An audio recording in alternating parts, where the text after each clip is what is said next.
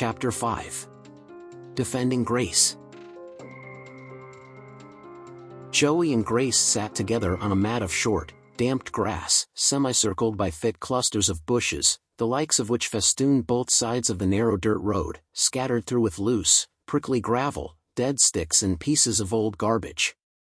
From where they sat, they could barely view a T-junction at the end of the road, which appeared to be splattered with a warm touch of after-sunset glow.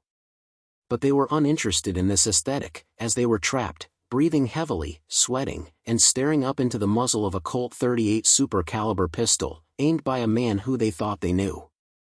Huffing and swallowing hard, Joey said. "So, you tricked us into thinking you were going to pick up people for church, while you had a gun strapped to your leg all along. Why? What do you want from us, Brian?" The deacon-turned-abductor snorted incredulously, then spoke calmly above the weapon. "Don't mention my name again. And it is what it is. If I'm going to get rid of you, or who you used to be, why not first give you the privilege of confessing your faults, to me and the truth to Gracie? Because, if you don't die today, then I can't live in peace. You wouldn't understand. But Gracie needs to know the truth." Joey heard Grace's breath contracted again, this time, a bit sooner than his own. And were Brian's eyes getting teary? The bad deacon swiped his face across his own right shoulder, which was holding up his long arm, with his hand gripping the gun, which was shaking before them, his white shirt behind it now soiled. "I will have to detox my mind of you two mismatched lovers. But first, let me have your bank card's information." "What?" Grace was flabbergasted. Then, eyebrows furrowed, Joey raised his voice. Is this a prank, bro?" "What? Hey. Do I look like I'm joking, or playing silly games? You heard me. Quick. I don't have all evening here." Brian's stringency pierced Joey's drumming heart, like the bullet that could exit the muzzle of the gun any second now. Grace seemed to be still struggling to breathe and swallow. "We don't have our cards on us. Truly," he said calmly, collectively, calculatedly. "Oh yeah? Then give me the numbers and passwords. Hurry up." We can't recall them. You're freaking us out, man. So how do you?" You're wasting my time. Do it now or die. I don't care about church or your stupid sermons. Come on." Their abductor teased the trigger nervously. Which was worse than being steady. Common sense is no match for a nervous trigger finger attached to a crazy brain. Yet Joey poised defensively, still trying to negotiate with the devil, while praying silently. "Look, Brian, Deacon Reader, or whoever you are, I don't know what you think I did. But, deal with me. Let's talk. Come on. Grace is innocent. Please, just leave her alone. Let her live." He felt Grace discreetly touch his right hand, which was pressed onto the ground. Then she whimpered softly. "No, Joey. Be careful. Don't say anything. Please." But Joey continued loudly. "Neither of us wants to be shot. But if you're going to do it, then shoot me, instead." "Shut up, stupid. Just shut the hell up. Don't make me have to gag you with grass."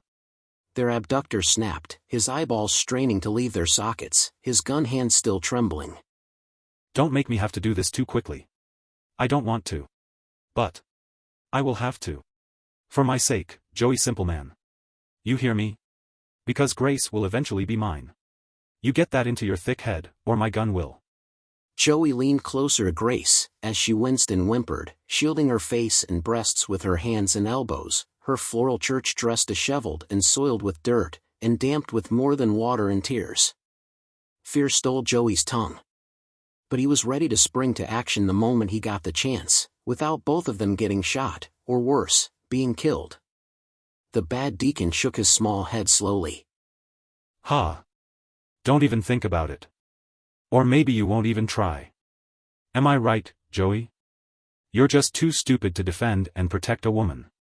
I'm only 25 years young, and I can certainly say that you are the stupidest 20-year-old in Simple City, in fact, in the entire Manchester. Only the gullible church members see you as some gifted preacher. Simple man. Was that why your adoptive granddad renamed this place Simple City?" He switched hands on the gun. Was it to honor stupid people with stupid last names like yours? What a stupid, simple name for a simpleton like you. Brian sighed, as if amused. Then his face morphed into a grimace, as he leaned forward. If your girlfriend, no, my girlfriend, if she's so innocent, as you say, then why does she hurt me so much? I love her. I really do. But she ignores me. For you. A simple man.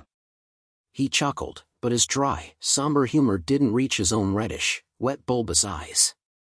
Grace said nothing. Unlike the maniac in front of them.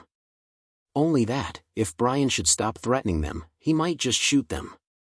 The thought marred Joey's face and he stole a glance of Grace. Her breasts were still heaving. Brian's mobile phone began to ring inside the bus. He took 2 steps backwards, the gun still aimed at them. He glanced up and down the road once, then stretched his left hand towards the shotgun seat, his eyes and aim on his hostages. He then picked up his Nokia mobile phone, pressed a key and began speaking softly into the device. Joey realized that his own and Grace's phone were left inside the bus. Brian might soon somehow be able to access their information. Joey shuddered. It would be difficult to raise a voice alarm now, without getting shot. To their growing terror, Brian killed his phone, stuffed the device into his right front pocket, grumbling.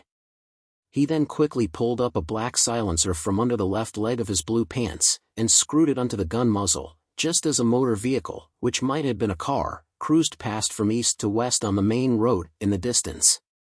Joey didn't move, because their abductor avoided looking in that direction, and stepped forward, looming over them again, like a professional criminal, mumbling.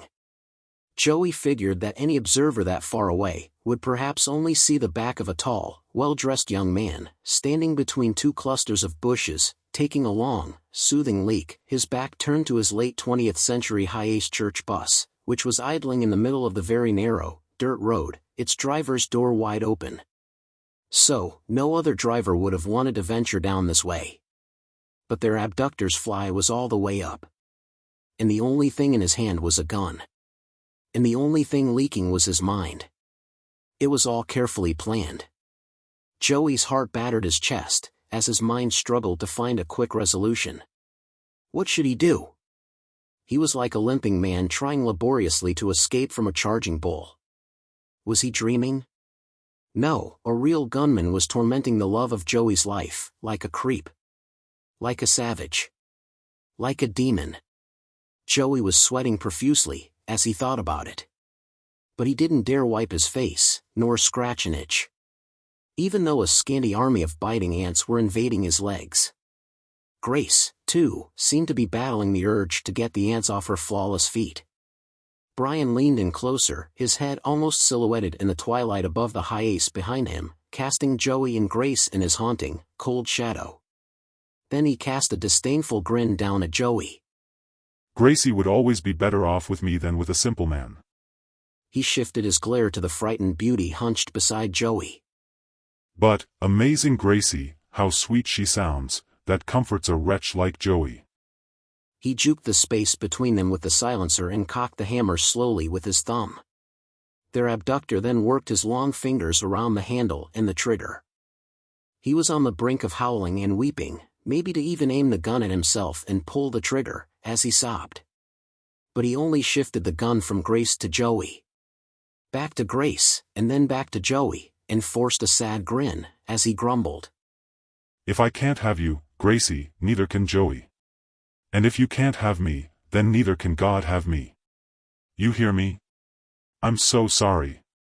So, Gracie, say goodbye to Mark McKenzie, whose real father shot and killed your brother and is currently rotting in prison. Yes. He's Mark, whose real mother left him to die naked inside a room at age 10. Yes. I like that surprise on your beautiful face, Gracie. This is a messed up guy disguised as the righteous Joey Simpleman, so that he could infiltrate your family and control you before your other brothers can realize who he is and punish him. But I'll do it for them. I'll do it for you, Gracie. Right now. Grace gasped, glancing from face to face. Brian snarled, his slim index finger nervously pulling back the trigger of the gun. And Joey had less than the speed of a bullet to remain alive.